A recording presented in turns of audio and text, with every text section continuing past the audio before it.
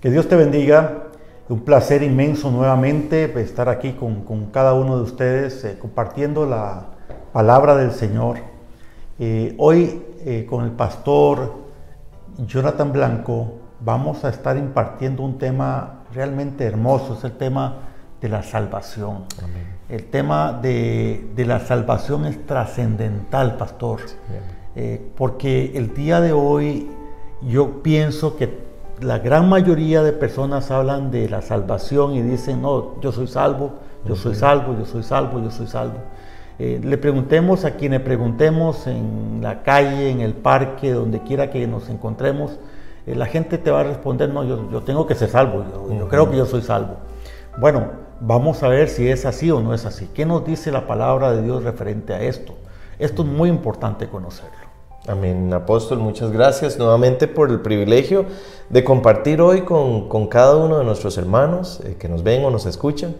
Y el inmenso privilegio que sentimos es de poder compartir la palabra de Dios en este instante.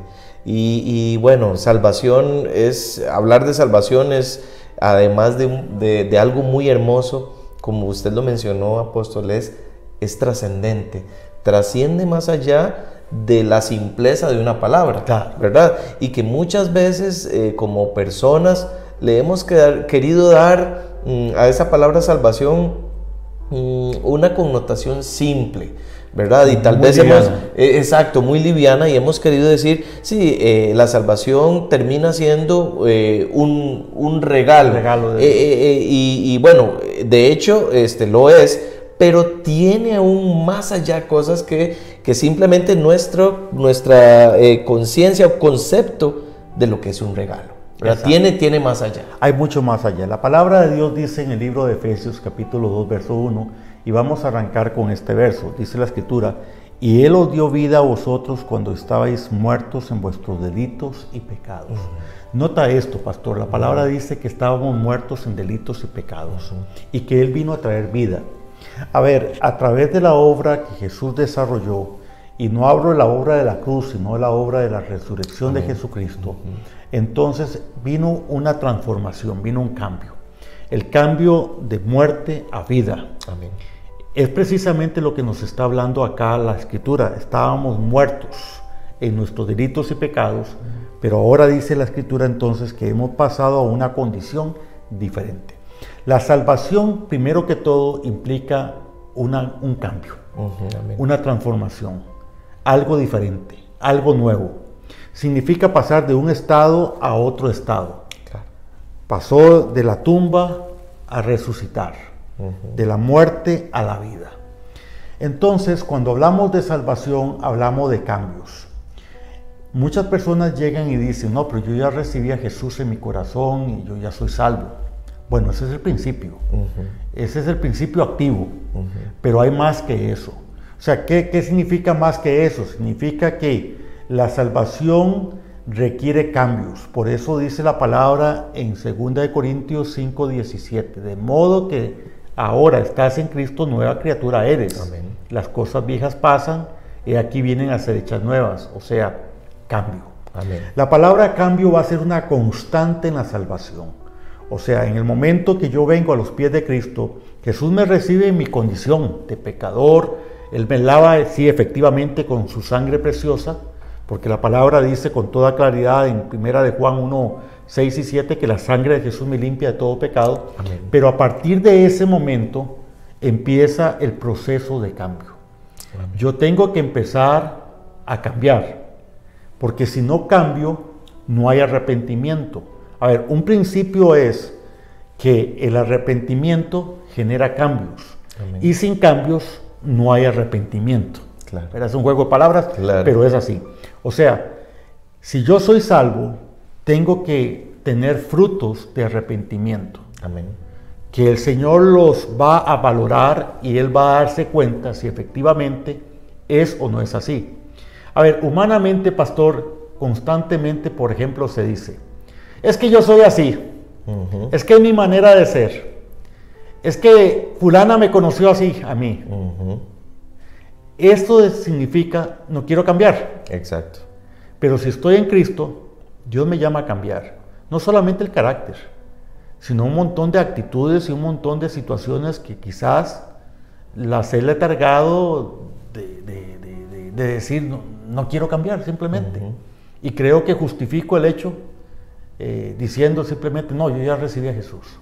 Claro.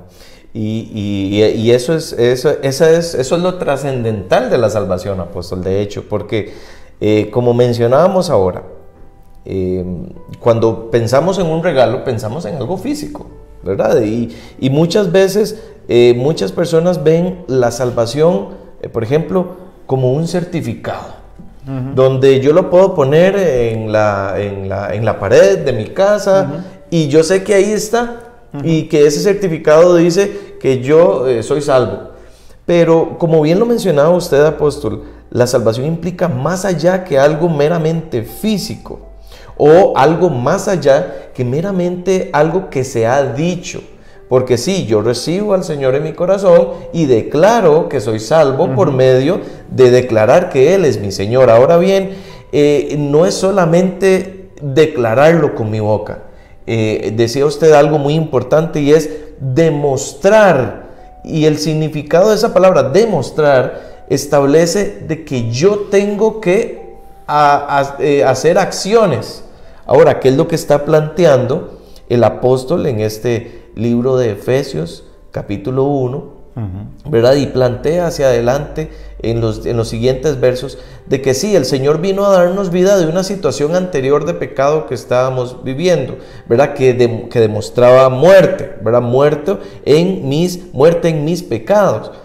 ¿Qué significa esto? Que yo entonces debo de empezar a demostrar con mis acciones una nueva vida, porque el Señor vino a renovar en mi vida eso. El apóstol Pablo de hecho lo menciona posteriormente, ¿verdad? Que nosotros debemos de tener una renovación hacia un nuevo hombre, hacia una nueva vida. Amén. Pero eso se da en el momento en que yo ejerzo, decía usted, apóstol, esos cambios.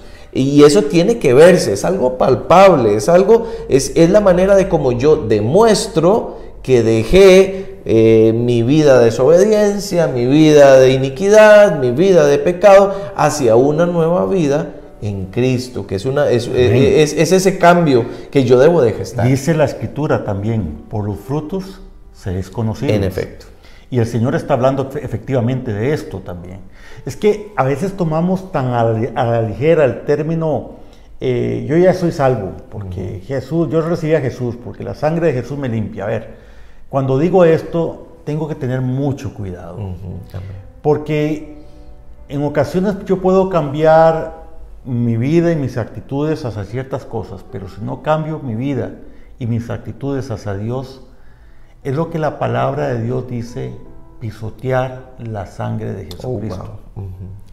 Cuando yo leo la Escritura en el libro de Hebreos, quizás usted me puede ayudar a buscar esa cita bíblica, en el libro de Hebreos capítulo 10, verso 29, dice la Escritura: ¿cuánto mayor castigo pensáis que merecerá el que pisoteare al Hijo de Dios y tuviere por inmunda la sangre del pacto, en la cual fue santificado, e hiciere afrenta al Espíritu de gracia?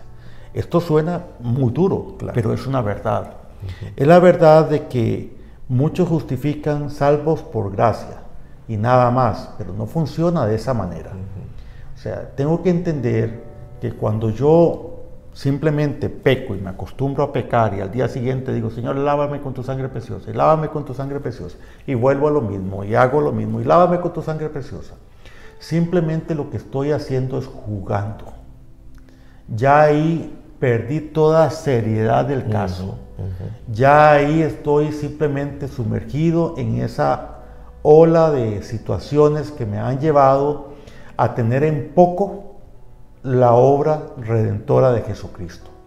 Y por consiguiente, cuando esto es así, es cuando la palabra me enseña que estoy pisoteando la sangre de Jesucristo, porque he tomado en poco lo que Jesús hizo por mí.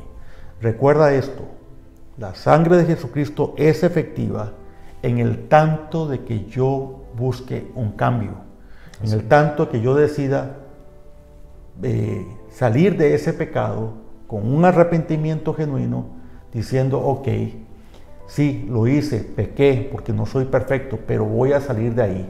Pides perdón, el Señor te perdona y bien, vamos para adelante. Pero no es para que estemos jugando y cayendo continuamente en esa situación, porque ahí es cuando vienen los problemas. Hermanos, sabes, yo creo que esto da pie a otro programa más, pastor, para continuar hablando de este tema, porque es un tema maravilloso.